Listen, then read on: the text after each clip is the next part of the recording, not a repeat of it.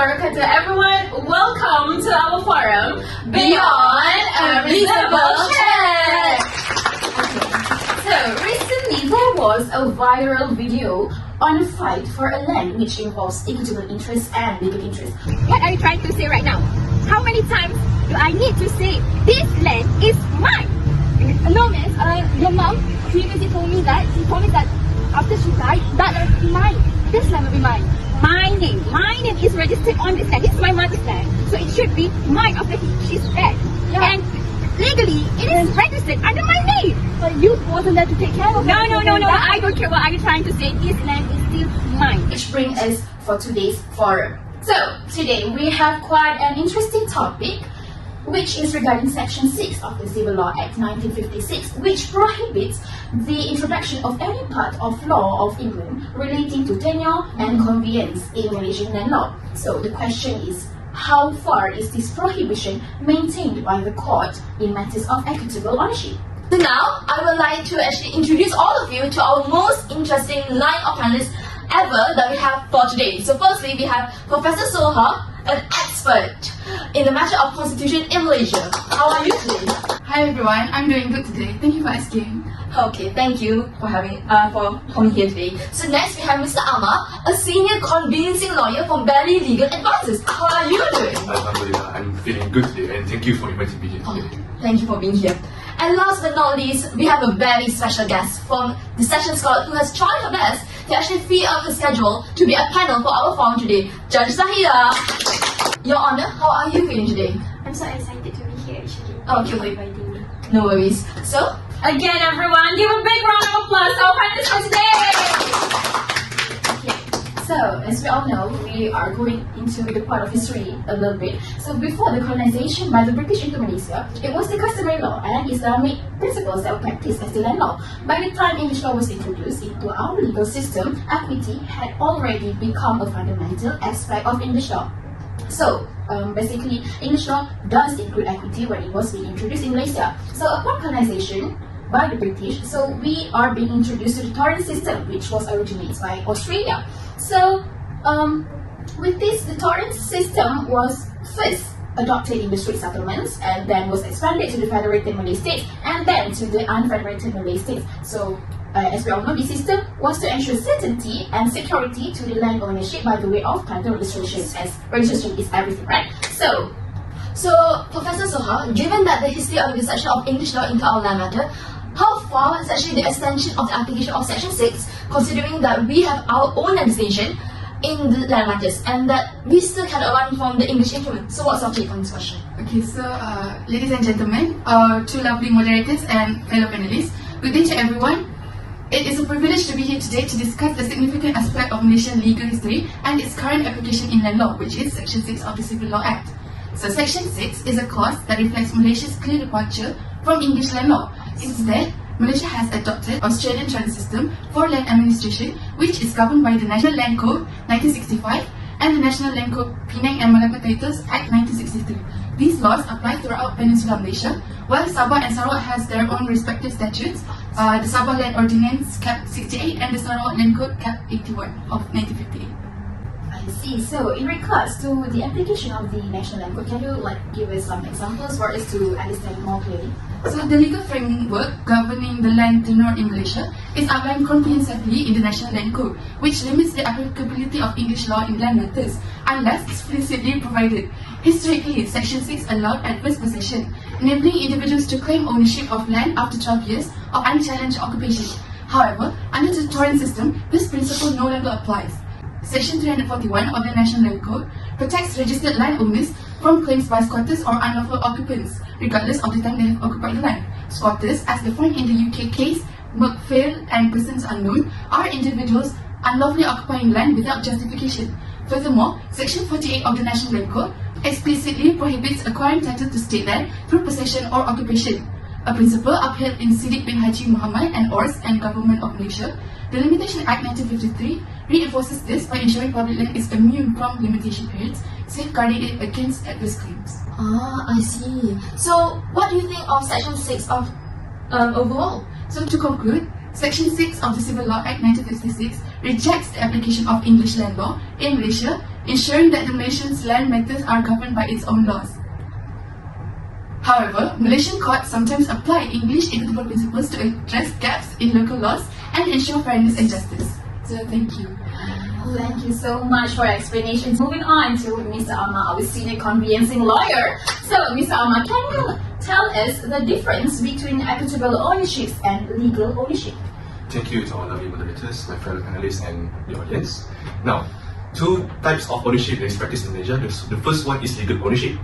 Legal ownership means that the title or interest of the land can be only valid by properly adhering to the legislative procedure that is mentioned in National Land Code 1965. This principle is aligned with Section 304, Clause 2, which means that registration is everything, and once a person's title or interest in land is registered, it shall be protected by the section from any claims of unlawful claims, except in fraud, misrepresentation, or the registration is forgery. The reason why the NLC does not protect a person's title of land from fraud cases is because the NLC has its own limitation, because it only governs certain areas. And the other one is because the NLC lacks of reactive system, because usually fraud happen after all the procedure of the registration is happened, and only after the registration procedure successfully been properly adhered to, then the person can only find out that the fraud has happened in his or her land. And there was a case of Datuk Haji Abdul Rahman and Muhammad Hassan, where Datuk Haji Abdul Rahman registered his piece of land through registration system, which is the Torrent system, and due to certain circumstances, he gave the land to Mr. Muhammad Hassan by fraudulent means. The thing is, Muhammad Hassan claims that the title is his right by law. However, the court rejected his claim by saying that Muhammad Hassan's land has been obtained by fraudulent means, therefore it cannot be valid. On the other hand, equitable ownership is a concept that does not require any legislative procedure as stated in National Land Code. It can be orally or in written as well, but usually it does not contain any formal procedure. Now, there was a case where the judge acknowledged the equitable ownership in Malaysia by saying that the Malaysian courts recognize the equitable and contractual interest in land. Furthermore, when mentioning about equitable ownership, it usually involves contractual obligation. There was a case, in the case of Yo Ping Tiang and Ali Prop Sdn Bhd, where the court held that this concept can be applied when a person has fully committed to his contractual obligation and adhered to that contract. For example, in this case, the person purchased a land by paying the full price, but there was another third party who wanted to claim that land, but the court held that because the plaintiff paid the full price of the land, he has the right to exercise land even though the official title has not transferred to him yet.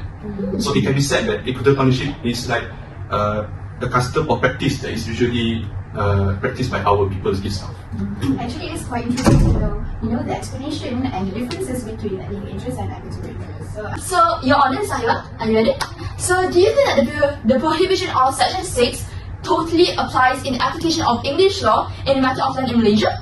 I would say it's not totally restricted, as in practice, we still apply equitable principle, which is in English law, when dealing with land matter, especially when there is a lacuna in the National Land Code that made us the judges to fill the gaps in our law by applying equity, as in because we knew that the National Land Code seems comprehensive system for land registration. However, it doesn't cover all pre-registration transactions, and that is how equity comes in.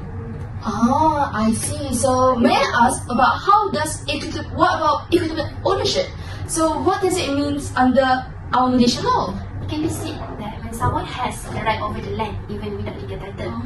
Okay, so the judges also apply the maxims of equity looks as done what ought to be done, reflecting this principle. There are cases like Munah and Fatima and Yo Ping Ting and Ali Chuk Sdn Bhd that upheld equitable ownership despite the lack of formal registration.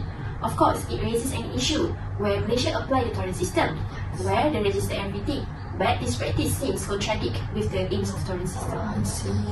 So, can you give me like an example of actually how does the courts in Malaysia actually approach this matter?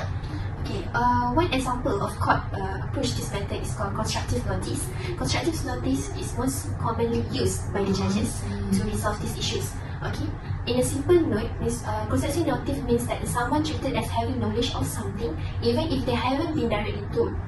If a person can find out about an equitable interest, like someone's right to a property, through reasonable efforts of public records, they are deemed to know about it. In the case of Valupuram Srivaguru and Palanapiyachetty, because the defendant failed to know or should have known that there is a lack of proper documentation or authority from the seller, thus it amounted to be constructive notice. Therefore, the court ruled in favour of the plaintiff. But the issue arises where it can be seen that the application of this doctrine defeats the purpose of current system, where the register is everything. So after hearing the explanations regarding equitable ownership and legal ownership, so I guess we could propose like some suggestions regarding this matter.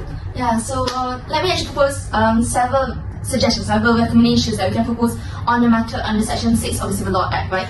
So firstly, actually, I think that we can actually clarify the role of equity emulation law by amending the scope of equitable principles to align with our current socioeconomic, our generation right now, right?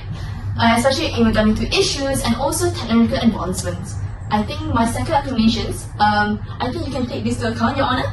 Like we could train like judges, especially new judges and lawyers, to actually effectively apply that Section 6 of the Civil Law Act to and its equitable principles by ensuring consistent practices. So it won't be we won't forget about it. I think I have seen this actually also in the case of Menaya Banking Berhad against Muhammad Afandi Ahmad and another, where actually this provision was actually applied. So we're actually adhering to the National Land Code in addressing equitable interests. So overall, from actually our topic today, we can see that Section 6 actually remains crucial in upholding justice and also fairness in Malaysia law. So I guess that is all from us. Thank you for being with us, and I'm Kuratu. And I'm Liana. Thank you. Don't forget to share your thoughts in the comment section below.